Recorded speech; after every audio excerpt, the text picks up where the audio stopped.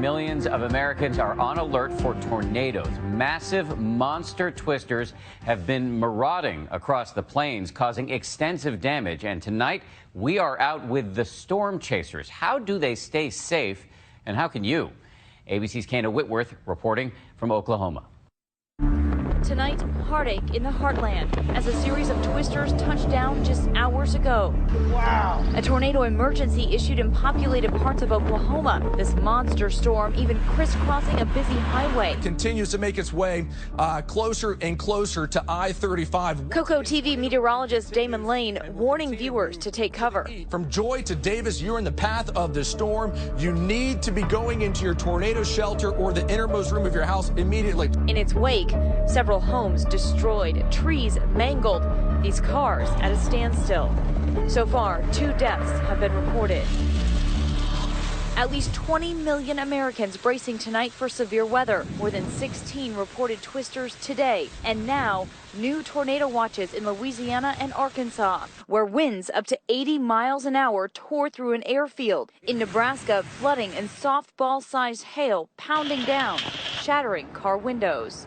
We are just now leaving Tulsa, and we heard there is yet another tornado warning. This time it's in Pawnee. We've already seen 2 tornadoes touch down, so it's already been a very active day. We're following the radar as well, and we're going to keep driving to see what we can find. This series of storms following a weekend of wild weather. This monster twister touching down near Ray, Colorado. Hey, check those people over there! Storm chaser Gabe Cox getting uncomfortably close. When we came out on that road and it was sitting in front of us, it was probably the most amazing tornado we had seen. Watching the storm go from a thin streak to a quarter-mile wide behemoth. Oh my God. We're always calculating everything that we're watching in front of us, keeping a close eye. There's 100 things going on all at once. Give me a little perspective! In that white car, another chase team. We'll get right in there. Tracking more than 8 miles with 130-mile-an-hour winds. Pictures. Then it stops. A wall of wind and dirt spinning in place. Debris somersaulting as Gabe watches on. Finally, it crosses the road. Gabe telling us he used those white clouds hundreds of feet up as a guide to stay safe. And as long as we were outside of that, the wall cloud, there was no real risk remaining outside of what a lot of chasers call the bear cage.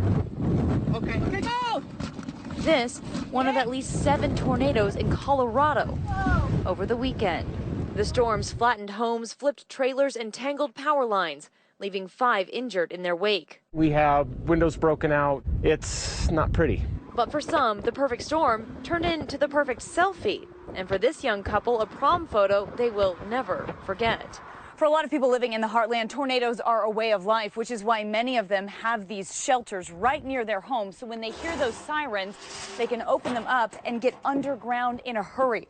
Now, this one is especially large. And if you come down with me, you'll see this one can hold as many as 25 people. Once you're down inside, you can see just how big it is. And they have this equipped with flashlights and first aid kits so they can stay down here and ride out the storm. But earlier, as many people were boarding up and hunkering down, Currently on the road headed south toward Hugo, Oklahoma. storm chasers Brett Adair and Brandon Clement were on the hunt for the big one. For my camera setup, we've got a dash cam up here that we actually run a live stream on so people can watch exactly what we're watching. Their car outfitted with the highest tech for the perfect shot, risking it all for that unbridled adventure. Oh my God, that was huge! In 2012, our Ginger Z rode shotgun with Tim Samaras, a seasoned storm chaser. Oh, look at that. That was beautiful. On a 4-state, 800-mile journey to study lightning. The problem is everybody's, oh, geez, Tim, it's really easy. Just get in your car, go hear a rumble of thunder, go park up next to it, you're in.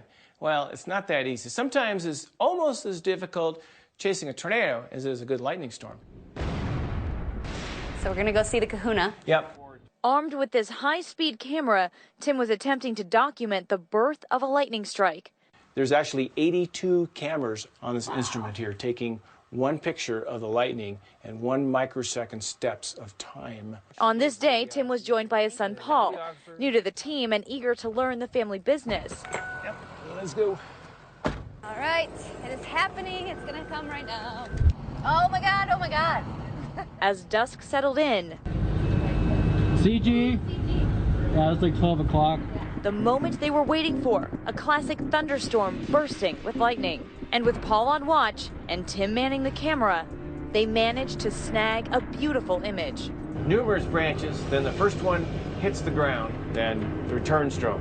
Oh my God. The chase alone, reason enough to keep going. I don't know how many storms I've seen in my lifetime, but every single one of them, I still get pretty excited.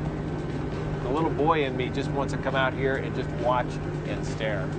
But it was that passion that took his life. In 2013, a deadly storm in Oklahoma killed 18 people, including Tim Samaras, his son Paul, and their colleague Carl Young. It's like a nightmare. Reed Timmer knew Tim well. They worked together on the Discovery Channel show Storm Chasers. There's something that doesn't make sense because he knew exactly what he was doing and he's always been controlled and safe. A devastating reminder just how dangerous these storms can be.